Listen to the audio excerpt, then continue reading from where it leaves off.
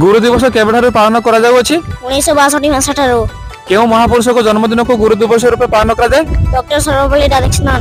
Doctor Sarvepalli Radhakrishnan केबे जन्मग्रहण करथिले? 1888 मसीहा सेप्टेम्बर 5 तारिख दिन।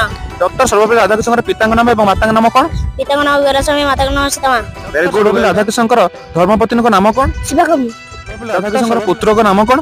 सर्वपल्ली गोपाल। डॉक्टर सर्वपल्ली राधाकृष्णन केउठार जन्मग्रहण करथिले? तमिलनाडु त्रिशूल ठारे। सर्वपल्ली राधाकृष्णन केबे प्राणत्याग करथिले? 1975 वर्ष एप्रिल मास 7 तारिख।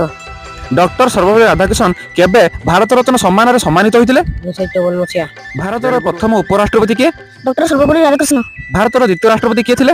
डॉक्टर सर्वपल्ली राधाकृष्णन। भारतर राष्ट्रपति थिबा समय राधाकृष्णन केते टंका दरमा ग्रहण करथिले?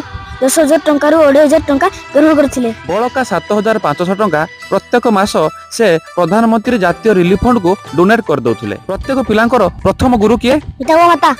Very good, well done.